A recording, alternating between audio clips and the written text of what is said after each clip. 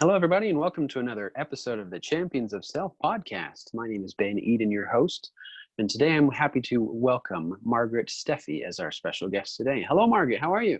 I'm good. How are you? Great. So you are a health coach now, is that right? Yes. Perfect. Why don't you tell us a bit more about who you are and what you do?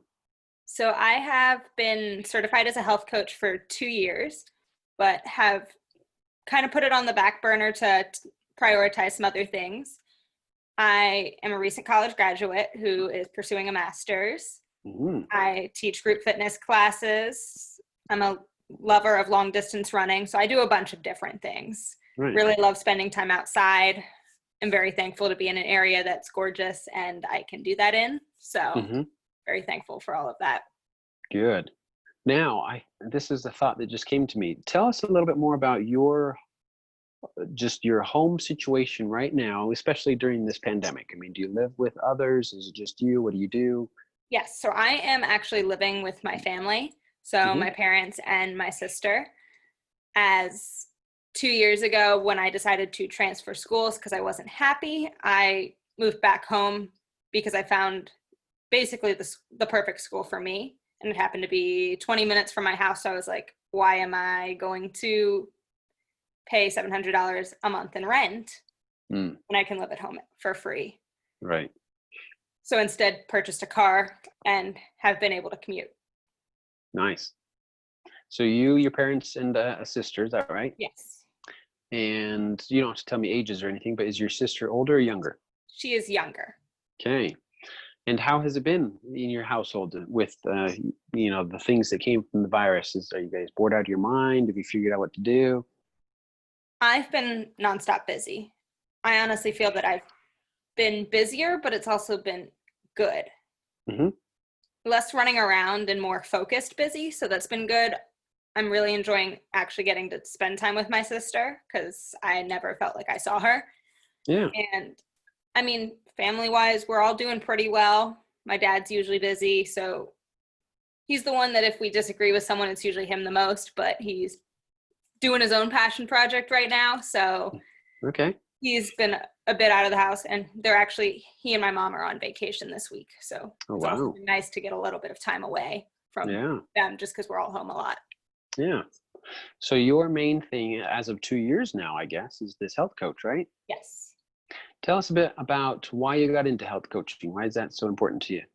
So it started for me basically, I was dealing with health problems from childhood on and had some health issues. No one could really figure it out. They were like, oh, it's just normal. And I'm like, this doesn't feel normal to me that I can't go out and go about my day because I'm in stomach pain or unable to walk because of that pain or things like that. And they're like, well, that's just normal. And it hit a peak my freshman year of college and basically kept me home from classes for about a week. Mm, And I was like, this can't continue on. I can't, when I have stress, have outbursts or anything like that. So I went to see a doctor in the city I was in, and I was in a big city. So I had plenty of doctors I could go see.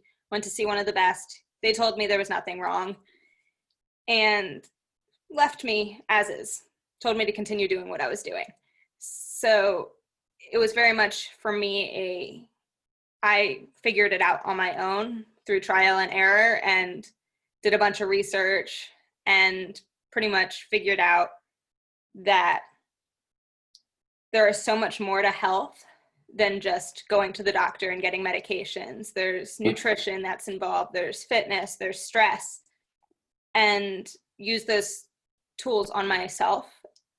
And maybe not completely healed, but I'm 100 times better than I was at that point. So I wanted to help others because I see so many other people dealing with problems similar to mine, and hmm was like, they have no clue that these other factors are affecting their life. Right. So being a health coach, obviously you address the many aspects of health, like you just said. How do emotions affect people's health that you work with? They can affect them in so many ways. It can be what is keeping a bad habit present or causing a new one to start. It can be what's holding them back or triggering that health problem. I know for me, a lot of what happened would be I would eat food, or one of my coping mechanisms when I was younger, just out of stress and all these problems, was to eat. Because when I ate, it felt better, both emotionally and it distracted me from the actual pain that was happening. Right. So for me, ditching some of those habits, it was just a difficult process, but emotionally, there was so much tied into it. Or even I was talking to a client today, and she was misdiagnosed at the age of 16 and with a condition, and was put on medications for about 15 years of her life. Wow. To then be told that she never had the condition. And for her, there was so much emotion built into having to take those medications for the fact that she thought that was what was keeping her able to manage her condition for so many years, that when they're like, nope, you can just stop them, it was a huge problem for her. Oh, yeah. Yeah, I feel strongly about that. About sometimes people are misdiagnosed, mislabeled. And if we live our lives based on a label, then my goodness, right? Yeah. With you growing up, when did you come to realize that emotions played a part in why you ate? Or at least why you turned to food, right? Yeah, probably not till high school, but definitely had issues expressing emotions much earlier than that. Yeah. I mean, because I can remember times in high school I'd come home so frustrated or so stressed out that I would find the nearest thing of chocolate. Chocolate was always a go-to, or like cookies, and that would be something I'd go eat, especially because my family didn't always condone me eating those things, as I was usually a little overweight. So they were like, oh, you shouldn't be eating sweets and junk food and stuff. So I'd eat them in private and cope for both of those things in that one episode per se. But I can also remember from a very young age, my parents just didn't really tolerate me having like temper tantrums or anything like that.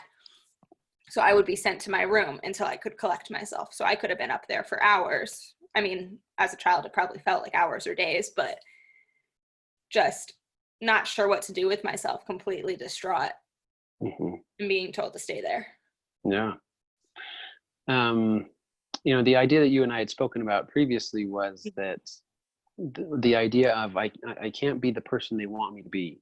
Yeah. And so in some of the examples that you just shared about, well, a little overweight, therefore shouldn't eat chocolate, shouldn't be upset, therefore you got to go to your room, whatever, right? Parents with their best intentions, and my point of these podcasts is never to say, oh, parents are bad and they don't know what they're doing. No. I know they're doing the best that they know how to do.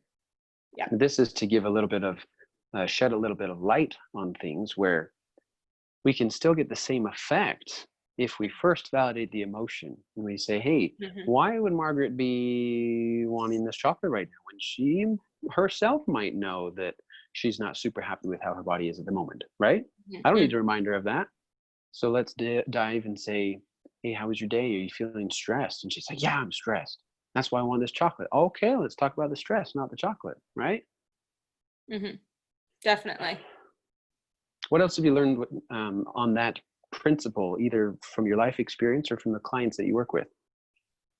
Pretty much that until you accept yourself and who you are and your interests, loves, your abilities at that point, regardless of if you have goals for yourself later, or if you're reaching things slower, that truly until you love who you are in the moment, none of that can happen.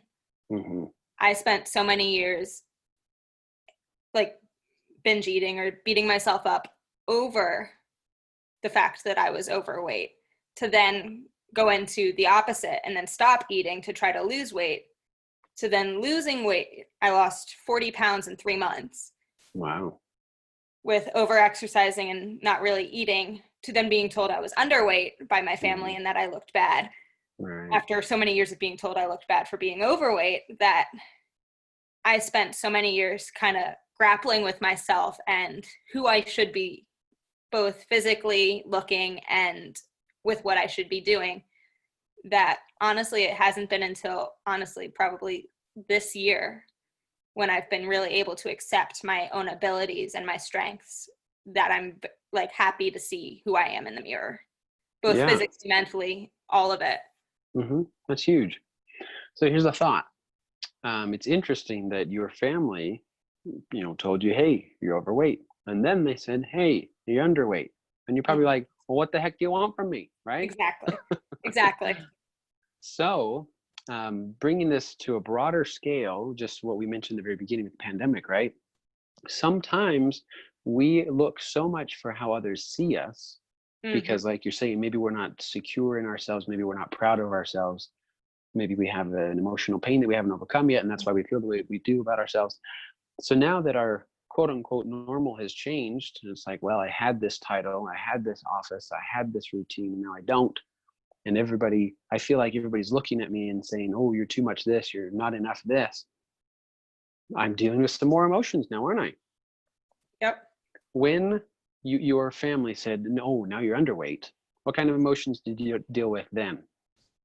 I was in a way very confused because I thought that I was doing exactly what they wanted me to do, to Hmm. finally lose that weight that they had been nagging me about for years. And I've come to kind of learn that I think a lot of, well, this is assumption, a lot of their sayings were about their own beliefs on themselves, but Hmm. which has helped me accept it. But then it also made me almost afraid because I knew that if I kept going down that path, there would be other repercussions, or not necessarily negative repercussions. They would have all been in my benefit, but maybe having to go to inpatient therapy or something if I continued to lose weight, or problems like that I didn't want to put myself down. Because for myself, I'm very goal oriented, so Hmm. that would have put a complete halt on everything else that was going on in my life, and I didn't want that. Yeah. I'm going to try asking this question to you, see how you answer. The food that you turned to, were you doing it actually the second time when your family said, hey, you're underweight, and you had all these emotions come? You may have had fear and you're like, man, I'm still not good enough. Am I ever going to be good enough for my family? Or you could have been angry and said, what the heck, family? I did what you wanted. I'm Mm-hmm. still not good enough, yada, yada. Or maybe even sadness. Yeah, I'm just, yep, there's no hope for me. It's whatever. Did your coping change with any of these emotions? I mean, did you eat less? Did you eat more? Or did you say, you know what, eating's not doing anything. Let me turn to something else? I know that was a lot, but what do you think?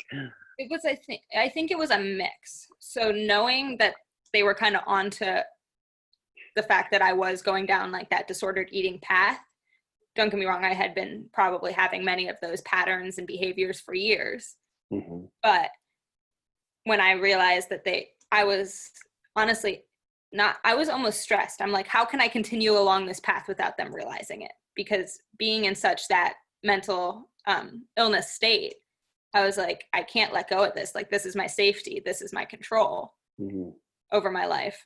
Right. So I probably I started eating more, but I also was kind of looking at what I was eating in a different sense instead of just completely restricting or like following crazy rules that often come along with like an eating disorder. It was very much okay, let's eat enough calories, but I was very much almost like macro counting to make sure that I was getting not too many of this, but not too many of this so that I could stay. I didn't want to gain it all back.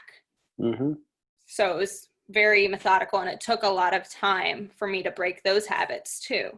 Yeah. And now I'm at a point where I don't count anything.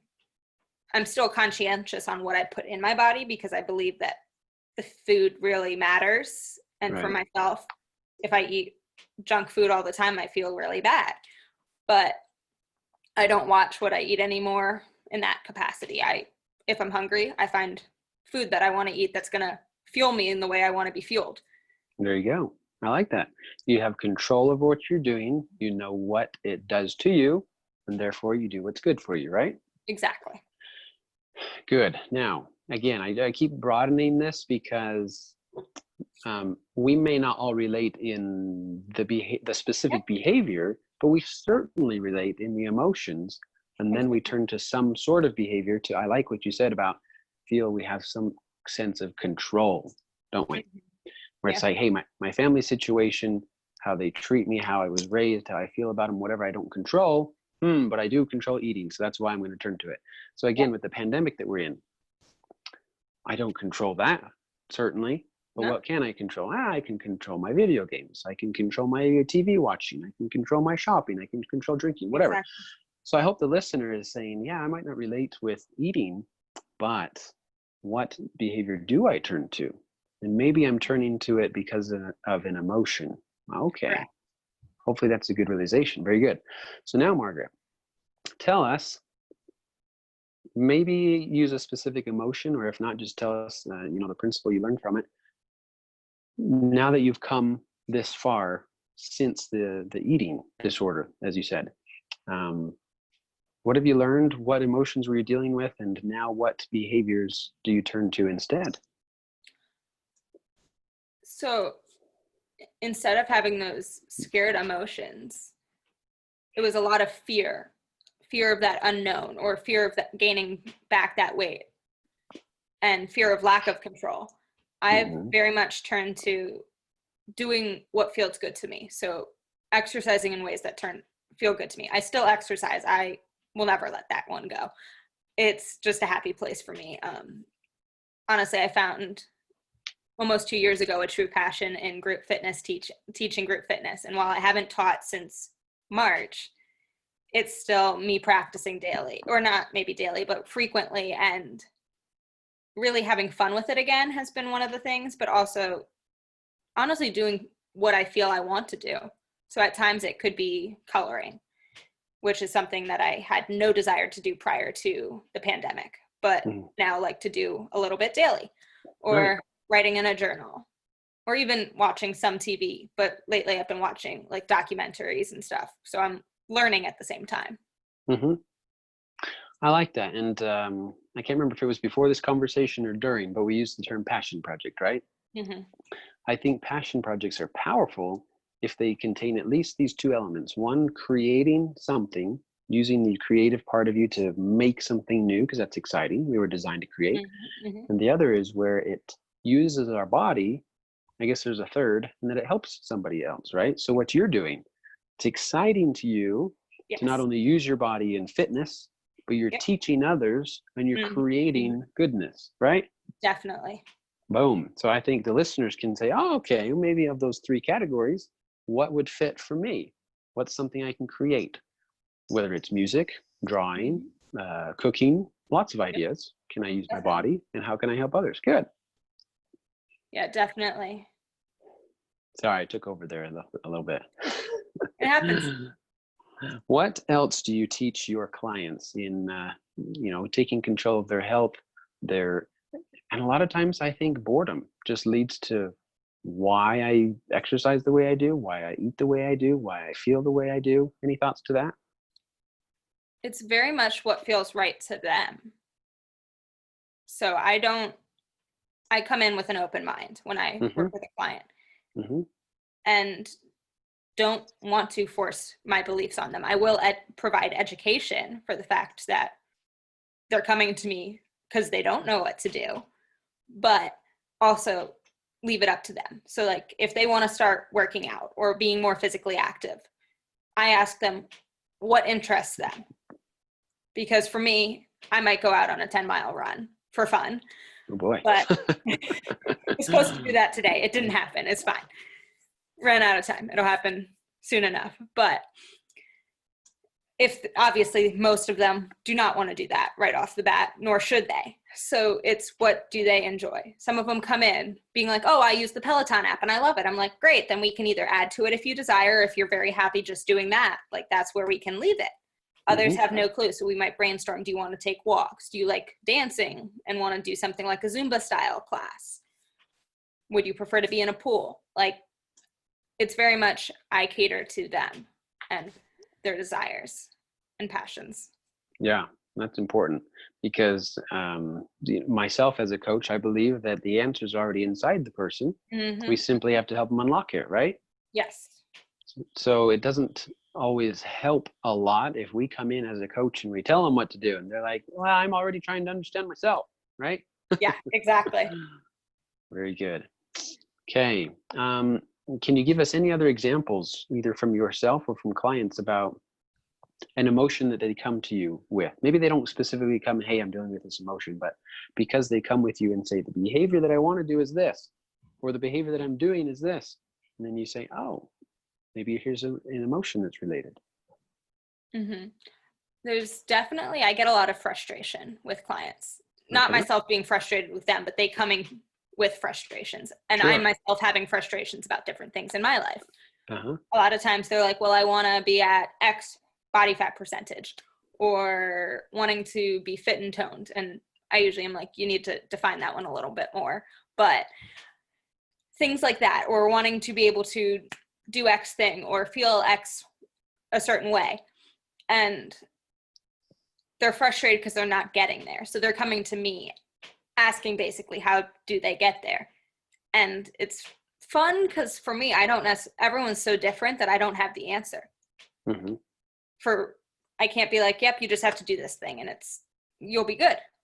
So it's very much both working with them and pulling out of them basically the answer for themselves, but also getting to know them and trial and error, finding what works. So a client this week came to me with a desire to lose some weight, but also gain some muscle. And it was very much okay, well, how are you eating? Or what are you doing physically? And she's working out frequently, maybe a little bit too much, but we weren't diving into that today. And she was eating pretty healthfully and very conscious of how she's eating. So I was like, maybe play with how much protein you're consuming versus the other, versus carbohydrates and fat, and see if it changes anything, because different ratios for different people affect you differently. But I don't normally give complete suggestions. It was just, we were very much stumped this week, and she's a newer client, so I don't know her as well to pull things out. So as we grow, I'll be able to work with that more. For sure. Some thoughts that came to my mind when you were talking about that. And you said, hey, we might need to work a little bit or get a little bit more specific with the one goal. Because sometimes people say, hey, I want to lose weight. And you're like, great, lose a pound and we're done. Exactly. But they got to be more specific. And that just helps, because when we're specific, our brain understands what we want. And then its own programming looks for how to get it, which is exciting. But I like what you said about maybe we need to focus on the proteins that we eat, or something else specific that we put in our body. And moving that back to emotions, we got to take care of our emotional health the same way we do our physical health, don't we? Definitely. And metaphorically, we say, well, how am I getting my 30 minutes of exercise each day with my emotions? How am I waking up that part, making it feel good, strengthening it? What nutrients am I giving it? Am I giving it all the social media things that come on every morning? Or am I saying, I am good enough, I can do great things, and positive thoughts, Yeah. Okay. Well, I think we've gone over some good things. Definitely. And I know I hijacked it, so I apologize, but when I first met you, I knew that you really understood this aspect of how emotions are linked to behaviors. And so that's why I really wanted to bring you on today. Yeah. Is there anything you'd like to share with us as we close? I mean, on one of the last statements you were saying about how emotional health and basically taking care of that like you would physically, I start my day repeating the thought, or even vocalizing it, today's going to be a great day. Because when you start on that thought, nothing else you're starting on a positive note. And if I'm having a bad moment in the day, I start to repeat it to get myself back out of that negative group. Especially the other day, I woke up to my dog getting sick on the floor. Not the highlight of anyone's day at 4 a.m. Yikes. But in that moment, I could have been grumpy, angry, and still a little bit was, but also told myself today's going to be a great day. The day is not going to be defined by that one moment. Right. I think that's huge. And that's a good way to kind of summarize everything we've been talking about. We have the power to choose how we're going to take care of our body and our emotions. We can start our day the proper way, each by our choice. Even if you wake up to something like, oh, my day's going to be crappy. Well, guess what? I'm not going to let that affect me that way. Definitely. And we mentioned it once before, but that idea of you don't have to match everybody's image of you, right? Exactly. We need to learn to love ourselves, be okay with ourselves, and that happens by understanding our emotions and just not having to mirror everybody else. Is that right? Yes, and following what feels right to you. I've There you go. learned that through many hard trials. Because yeah, the answers are in us. We just need to unlock them, right? Exactly. Good. I like that. All right, Margaret. So if somebody wants to connect with you on social media, how can they do so? They can find me at Margaret Steffie on Instagram, one word, or on my website at margaretsteffie.com. And I have recently started a Facebook group where I'll be posting weekly master classes. So that's the Change Your Health, Change Your Life Facebook group. Oh, I like that. Cool. Well, thank you for joining today. Yeah. And listeners, I hope you got some good value out of the episode today. And thank you again for joining us on this Champions of Self podcast. We shall talk to you next time. Sounds great.